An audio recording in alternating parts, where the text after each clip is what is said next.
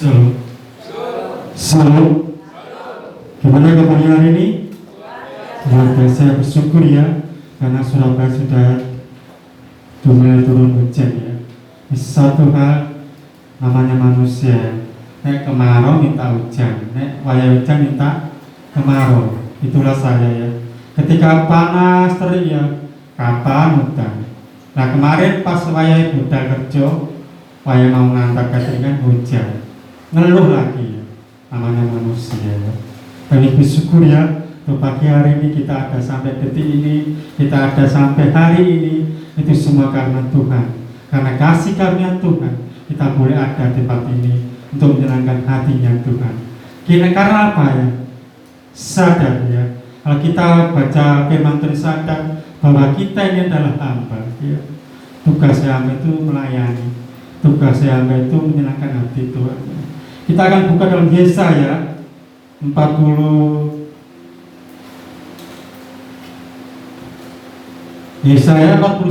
ayat 8 sampai 10. Yesaya 41 ayat 8 sampai 10. Saya akan bacakan buat kita semuanya.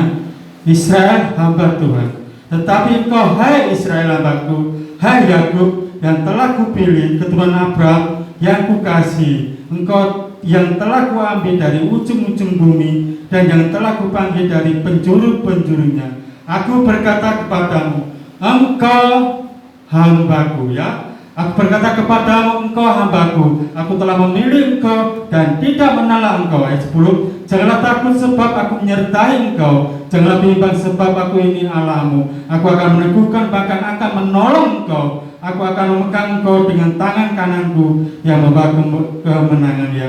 Memang Tuhan pada pagi hari ini adalah panggilan Tuhan ya. Kalau kita baca dalam 9C, aku berkata kepadamu, engkau hambaku. Satu jabatan yang luar biasa ketika Tuhan berkata kepada Israel ini adalah Yakub ya. Tapi ini terus Yesaya. Kalau kita perhatikan Yesaya adalah seorang nabi besar yang dipakai Tuhan luar biasa.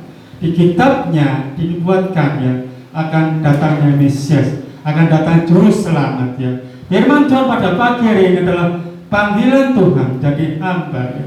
Seringkali ya kita menerima jabatan hamba ya. Cara firman Tuhan kalau kita perhatikan di perjanjian lama ya, kata hamba adalah budak ya, budak jomos ya, pembantu ya. Kalau kita perhatikan Yusuf ya, bagaimana kehidupan Yusuf ini luar biasa. Ketika dia dijual oleh saudaranya di Potifar ya, dia menjadi seorang budak hamba. Di satu hal, Tuhan tidak pernah meninggalkan Yusuf. Satu hal, dia setia akan panggilannya. Dalam perjanjian baru, kita ini adalah, hai engkau, engkau adalah hambaku. Ini ada teguran buat saya secara pribadi. Seringkali kita menyebut hamba itu ya jabatan yang paling rendah. Tapi di dalam nama Yesus, di dalam kerajaan Tuhan, seorang hamba adalah tugasnya menyenangkan hati Tuhan. Ya. Seorang hamba adalah memiliki kerendahan hati untuk menyenangkan hati hambanya. Firman Tuhan ini mengingatkan saya kembali ya, di mana ada perkataan Bapak ya, Bapak Sumarno ya. Saya sering ya di sharing sama Bapak ya tentang seorang pelayanan ya. Dia katakan di sini ya, Chris, dia manggilkan Mas Chris ya, Mas Chris, Bapak ini adalah seorang hamba ya. Tapi lebih tepatnya seorang pendeta. Kalau Mas Chris perhatikan seorang pendeta itu gajinya berapa sih Mas Chris? Saya jawab, ya tidak tahu Pak, yang lakoni kan Bapak ya. Mas Chris, kalau Mas Chris mau turuti, mau jalani menjadi seorang hamba. Seorang hamba bukan jadi pendeta aja, semuanya bisa ya. Tapi ditekankan Bapak di sini adalah ketika kita mau ya, mau seturut jadi seorang hamba, mau melayani Yesus, mau taat sama Yesus, jangan pernah khawatir. Jangan pernah khawatir Mas Chris tentang segala kebutuhan kita. Kalau perhatikan ya, memang ya kehidupan Bapak secara pribadi saya boleh ngenyek ya istilahnya, ilmu sama Bapak adalah dia tidak pernah bekerja. Bapak itu tugasnya doa tok. Di satu hal dia tidak pernah meninggalkan Bapak. Segala kebutuhannya dicukupi oleh Tuhan. Itulah seorang hamba. Ketika kita memberatkan hati kita untuk menjadi seorang hamba yang setia, seorang hamba yang kerendahan hati kita untuk menyenangkan Tuhan. Siapa Tuhannya? Ada Yesus. Segala kebutuhan kita akan cukup. Oh no, berkata satu hal yang saya ingat betul ya, senang. Dia katakan senang bawah ya. Artinya apa? Senang memberi ya. Dia seringkali menerima berkat ya dari sana sini, tapi dia ada kepada setiap orang ya. Terima kasih, itu yang diajarkan Bapak kepada saya. Terima kasih, senang bawah. Ketika kita mau menjadi firman Tuhan, aku berkata kepadamu, engkau adalah apa? Seorang jabatan luar biasa dengan Kristus. Saya juga perhatikan kehidupan Pak Paulus ya, karena dia secara materi ya, saya perhatikan kok iso ya nyicil mobil, kok iso ya mobilnya anak mantu cucu di rumah, kok iso ya bisa tuh. Ketika kita berani berikan hati kita dengan ketaatan untuk melayani Tuhan, jangan pernah khawatir akan kehidupan kita. Seorang hamba bukan jabatan pendeta, semuanya bisa jadi hamba. Perhatikan di sinilah engkau adalah hambaku. Ya, aku berkata kepadamu, engkau adalah hambaku. Aku telah memilih engkau dan tidak menolak engkau. Ya. Satu hal, ketika kita mau diminta Tuhan, mau menerima panggilan menjadi seorang hamba, ya, jangan pernah khawatir akan hidupmu, jangan pernah khawatir akan masalahmu. Ya. Namanya manusia pasti punya masalah, namanya manusia pasti punya pergumulan ya.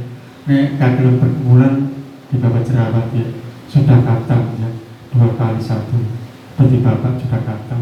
Tapi selama kita masih hidup, pergumulan masalah tetap ada. Saya bersyukur bisa berdiri tempat ini karena setiap ya, kalau kayak saya mengingat 1 bulan yang lalu ya, saya bersyukur punya istri ya yang baik ya. 1 bulan yang lalu luar biasa, kok iso ya saya ngelakoni urip tanpa tidur, tanpa turu ya. Turunnya hanya 5 menit, 10 menit sudah cukup 1 hari. 1 hari setiap malam pasti umat ya. Istri saya ya godok banyu, ngeroi, balsem setiap malam itu hampir 1 bulan penuh ya. Kadang saya berpikir tadi ya, kok iso ya ngakoni seperti itu ya? Kenapa masih beri kesempatan untuk saya melayani? Kok iso? Ketika kita mau menyerahkan kehidupan kita ya, menyerahkan setiap masalah kita, Tuhan akan menguatkan kita. Dia akan memberi kekuatan kepada kita. Di mana kita berada, di mana ada pergumulan, Tuhan akan pasti, karena Dia pembuat mujizat. Kalau kita perhatikan ayat ini luar biasa ya. Yesaya adalah nabi besar. Ketika dia katakan, Allah Yesus katakan sendiri, engkau adalah hambaku. Ada firman Tuhan yang saat ini ya, yang ingin saya bagikan kepada kita semua. Ada perintah Tuhan. Ketika kita mau menerima perintah Tuhan menjadi hamba, dia katakan di sini ayat yang ke-10 ya. Ada perintah Tuhan kepada kita ya. Janganlah takut, sebab aku menyertai kau ya. Yang kedua, janganlah bimbang, sebab aku ini Allahmu ya. Ada perintah Tuhan kita ya, kepada kita pada pagi hari ini. Ketika kita mau menerima panggilan itu menjadi hamba, dia katakan janganlah takut, sebab aku menyertai kau. Apa yang Tuhan katakan pada pagi hari ini adalah motivasi kita untuk kita tidak pernah takut akan masalah ya. Untuk kita tidak takut menjadi pergumulan ya. Karena Allah kita sembah, Allah yang menyertai, ya Allah yang Immanuel. Saya katakan di sini, ketika ada masalah, janganlah takut ya. Ketika kita menerima jadi seorang hamba, pergumulan pasti ada, persoalan pasti ada. Di satu hal Tuhan katakan, aku akan menyertai engkau. Kata menyertai itulah berjalan bersama-sama. Kata menyertai itu beriringan ya. Luar biasa. Kita punya Allah kita sembah. Kita punya Tuhan yang luar biasa. Ketika ada masalah, Tuhan katakan janganlah takut ya.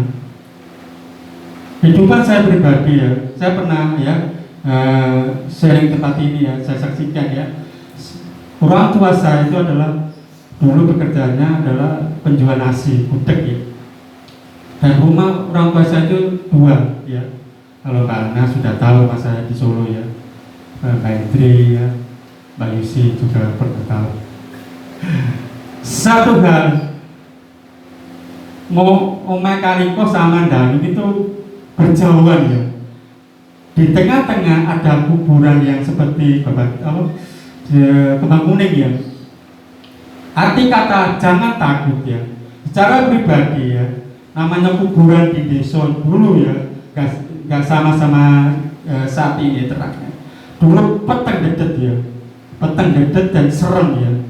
Ketika bapak dan ibu mau jualan kan dia jalan dari desa Kaliko ke dan itu jalan melewati kuburan ya. Saya pernah ikut ya. Dalam hati saya gak takut ya. Masih ono demit bantu saya gak takut karena ada orang tua saya.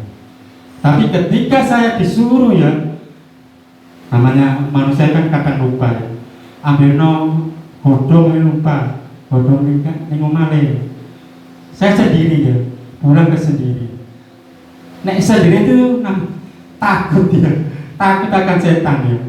Tapi saat ini ya, namanya setan tuh enggak ada. Dulu kalau di gereja ini kan dulu ada Mas Widodo, ada Mas Sugeng, ada Mas Nur ya.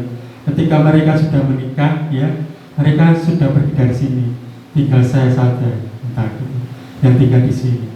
Secara manusia takut ya. Cerita orang katanya di sini dapat ya. Di belakang itu ada ono ya. Satu kali. Dan ini juga pernah ya di Buddha ya. Buddha yang nunggu di situ ya katanya ya. Tapi secara pribadi namanya juga takut ya. Pertama saya tinggal di sini di belakang kamar itu kan beres dapur. Katanya Pak Toyo dulu ada orang bunuh diri di situ katanya. Tapi secara pribadi ya saya juga jujur ya namanya takut. Tapi saya punya Tuhan ya. Saya berdoa sama Tuhan, Tuhan tolong, Tuhan tolong. Lampu tak pakai kabel, tak nyala kabel, musik tak banter dulu. Pertama kali dalam satu minggu ya, adaptasi dulu di kamar belakang.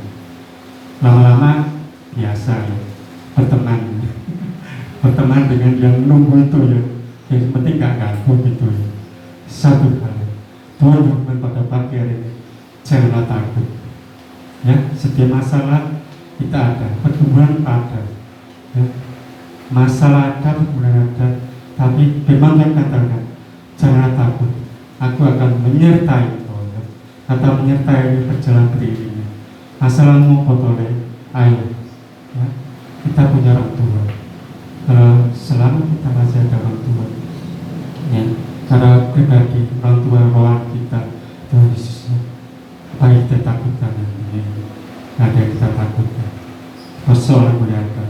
Kalau bisa katakan saya pribadi ya, ini hari ini takut ya. Takut apa? Sekarang jantung saya itu ada kayak timer itu ya. Kalau ngomong terlalu banyak, mengok, banyak itu ada timernya, muta-muta. Ada timernya. Kalau udah muta-muta itu sudah stop ya. Jangan banyak bicara. Saya takutnya kalau di sini muta-muta, terlalu banyak ngomong, timer itu bunyi, waduh ya gimana? Takut ya.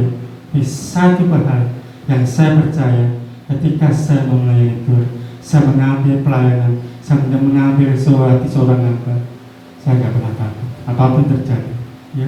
Ada timer dalam jantung saya, dibatasi ngomong, dibatasi minum, dibatasi ini dan itu. Bosan cara manusia, tunduk bagian saya ya. Perintah Tuhan yang kedua adalah tadi yang pertama, janganlah takut. ya. Aku menyertai kau. Yang kedua adalah janganlah bimbang sebab aku ini Allah. Ya. Kalau kita perhatikan bimbang, kita merintis pada Petrus ya, yang berjalan di atas air ya. Ketika dia fokus sama Tuhan, fokus sama Allah yang disembah, dia bisa berjalan. Tapi ketika dia bimbang, alam itu memandang masalah, memandang gelombang badai, dia tenggelam. Itu artinya apa? Tuhan mengatakan pada pagi hari, janganlah bimbang. Masalah boleh ada, pergumulan boleh ada, tapi fokus kita, pandangan kita hanya kepada Yesus. Masalah boleh ada, saudara, temanku. Kalau saya perhatikan gereja ini luar biasa. Kemarin Mbak Sri katakan, Chris, Yoko perkembangan gereja, api Mbak. Saya tanya lagi, Chris, Yoko repore, wis tahu Mbak. Saya katakan wis tahu Mbak, repo terus dikatakan wis tahu Mbak, aku sudah stop ya. Dan tandakan reponya sudah laku. Kalau masalah gereja, kapan Mbak berikan buat jemaat, saya katakan itu. Dia tertawa lepas ya. Saya nggak pernah lihat tertawa Mbak Sri lepas itu. Gak usah bahas repo Mbak, bahas kapan Mbak Sri berikan gereja untuk jemaat. Itu aja Mbak. Dia tertawa ya. Oh no ya udah. Saya sering dulu sama Mbak Sri ya. Orangnya sangar ya, perhatikan ya. Tapi satu kali tetap berdoa buat gereja ini ya. Apapun yang terjadi saat ini ya. Kalau perhatikan kemarin Pak Agus baca dana kas ya, makin menurun ya, menurun dari berapa seminggu ke 65 atau 56 itu. Saya pribadi namanya manusia itu bimbang, takut. Tapi kita punya Allah yang besar ya, Allah yang memberikan segala sesuatu buat gereja jemaat di sini. Kalau kita perhatikan, engkau adalah hamba-Mu, kerjakan tugas hamba. Seorang hamba harus memiliki dengan hati, seorang hamba harus memiliki hati ikhlas. Kalau saya perhatikan di sini ya, bau ya, belajar menjadi seorang hamba, belajar menyenangkan hati Tuhan. Ketika kita sudah menyenangkan hati Tuhan, ya, apapun masalah kita, pergumulan kita, Tuhan katakan jangan takut, Tuhan katakan juga jangan bimbang, sebab aku akan menyertai-Mu. Itulah perintah Tuhan kita, itulah perintah Tuhan untuk kita untuk pagi hari ini. Apa jaminan buat kita ketika kita tidak bimbang? Apa jaminan kita ketika kita tidak takut ya? Dan jaminan luar biasa saya bacakan. Aku akan meneguhkan, bahkan akan menolong engkau. Aku akan memegang engkau dengan tangan kananku yang membawa kemenangan. Jaminan untuk kita ya, jaminan seorang hamba yang setia. Agar jangan takut dan jangan bimbang adalah Tuhan akan meneguhkan, Tuhan akan menolong, dan Tuhan akan beri suatu kemenangan. Masalah boleh ada, saya katakan masalah boleh ada, pergumulan boleh ada, sakit penyakit boleh ada ya. Saya katakan sama Tuhan, Tuhan kapan saya sembuh? Tuhan kapan saya bisa? Dulu saya senang guyon ya, lepas ya. Nah, satu kado guyon itu lepas ya. Tapi saya sekarang nggak bisa ya. Ada timer, ngutak ya sudah, tutup ya. Kapan ya? Bunga-bunga nyanyi yang keras, yang melengking itu senang ya. Tapi saat ini nggak bisa. Kapan Tuhan saya bisa sembuh? Kemarin saya pergi ke PAC, puji Tuhan ya, tambah parah. Tambah artinya kok kumat lagi ya. Kok gini, dokternya nyesal ya. Saya ngerti ini Pak Kris, gak usah saya blokir ya. Surat tujuh itu. Ini blokir ini sampean bro, bukan saya tuh. Ya, dan artinya berdebat sama dokter itu ya. Kok tambah parah ya? Di satu hal ya, saya punya Tuhan yang luar biasa. Saya nggak mau tergantung namanya obat ini. Belengar saya dalam. Saya katakan dalam diri saya itu kalau minum obat itu belengar sekali. Efeknya ini luar biasa. Tapi ketika Tuhan katakan jangan pernah takut, jangan pernah kau bimbang, karena Tuhan akan meneguhkan, Tuhan akan menolong, dan Tuhan akan beri suatu kemenangan. Artinya Tuhan akan beri kesembuhan buat saya pribadi ya. Ketika kita mengambil hati seorang hamba. Ada satu hal yang Tuhan katakan, perkataan yang saat ini yang sering kali saya renungkan ya, perkataan Yesus kepada Simon Petrus, apakah kau mengasihi aku? Itu yang jadi pertanyaan ya, pergumulan saya. Apa ya? Seberapa kita mengasihi Tuhan? Kenapa Yesus katakan sampai 3 kali kepada Petrus? Sampai 3 kali dia tanyakan, Petrus, apakah kau mengasihi? Pertanyaan sama buat kita. Seringkali ketika kita ada pergumulan, sekali ya pergumulan kita bersama Tuhan. Justru dalam pergumulan itulah, justru dalam kelemahan itulah kuasa Tuhan boleh dinyatakan. Saya bersyukur pada pagi hari ini boleh dinyatakan apa ya, nafas saya itu teratur ya, gak ngos-ngosan Pak Jojo ya. Dengar aja gak ngos-ngosan ya. Bersyukur ya, karena apa? Efek dari jalan pagi ya. Sekarang saya mengambil komitmen jalan pagi, pokok jalan pagi jam 3 aja sampai 2 kali itu aja cukup ya. Memang sepele ya, jalan kaki aja. Dulu pernah ya, jalan kaki nomad sampai jalan itu gak kuat ya, deprok.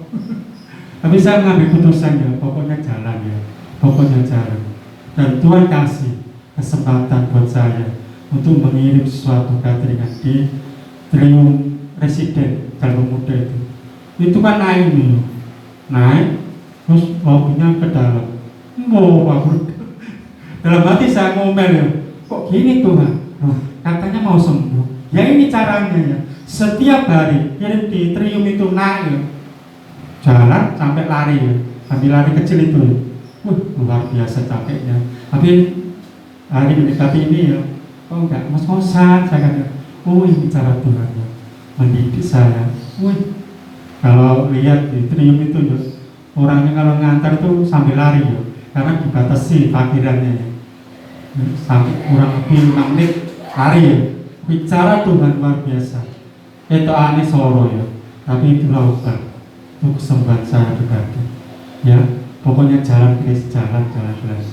Satu kali ketika kita mengambil suatu seorang hamba, ketaatan, keikhlasan, jangan pernah ya, ketika kita menjadi hamba, jangan pernah ada kesombongan dalam diri kita ya, karena sombong itu musuhnya Tuhan ya.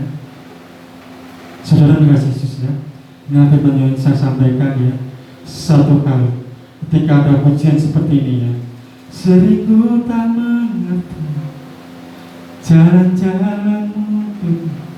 Ini pujian luar biasa ya, jadi titik balik ketika saya mau melayani Tuhan. Dulu saya kalau ditawari melayani firman Tuhan saya nggak mau. Karena pujian ini ya, jadikan aku hamba yang setia ya. Refnya gini ya, ajarku memahami semua yang kau ingini, agar hidupku puaskan hatimu. Itulah titik balik depan saya.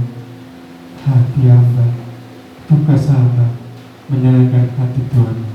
Ketika kita menjadi seorang hamba ya, saya katakan puaskan hati. Puji Tuhan. Ya saya sampaikan singkat padat ya, saya nggak bisa panjang lebar ya, panjang seperti Pak Paulus saya nggak bisa, luar biasa Pak Paulus ya, nggak pakai replikan ini Pak Paulus bisa panjang. Ini sudah saya tulis ya, buyar semua.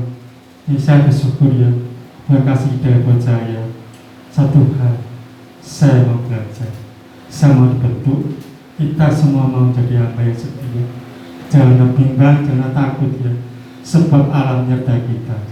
Ayo tim musik, jangan tim musik semuanya. Solidar ya. Kita akan menyanyikan pujian ini ya, luar biasa syairnya ya. Jadi titik balik buat kita untuk menjadi seorang hamba, hati untuk melayani, hati untuk memuaskan hati itu.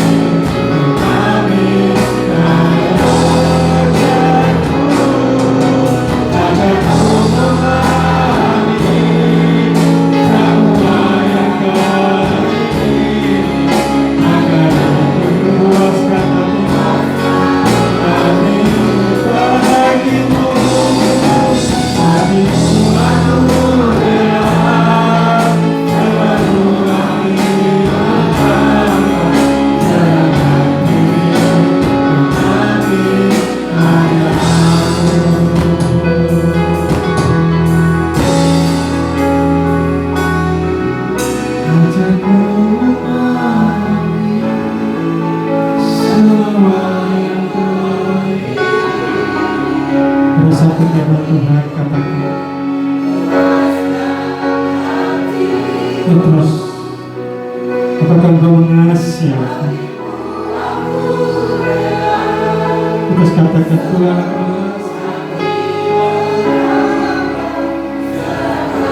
aku dua kalinya Yesus katakan, terus apakah engkau mengasihi aku? Terus katakan Tuhan, aku mengasihi engkau.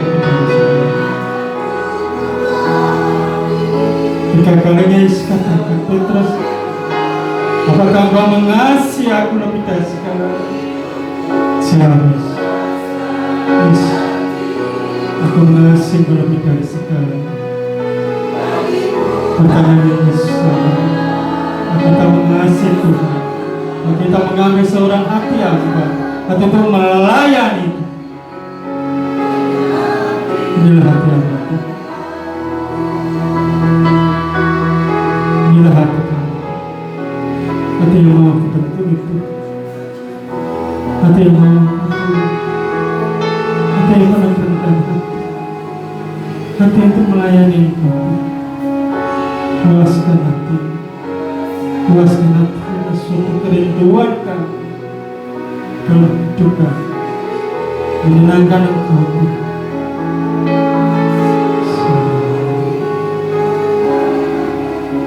Serahkan